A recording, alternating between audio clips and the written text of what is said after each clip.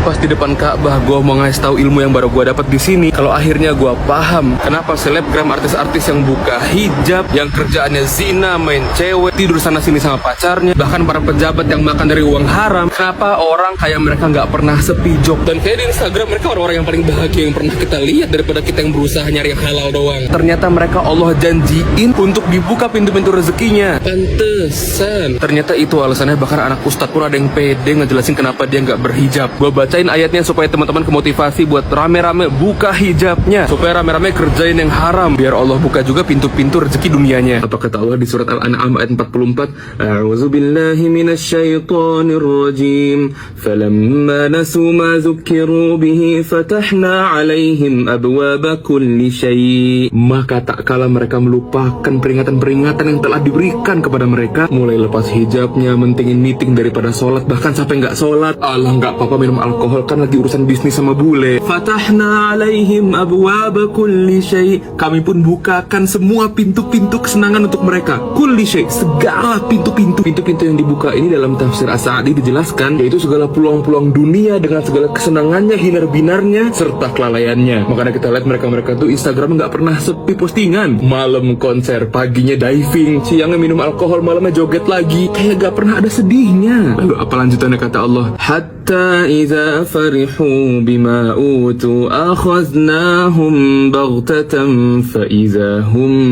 mublisun.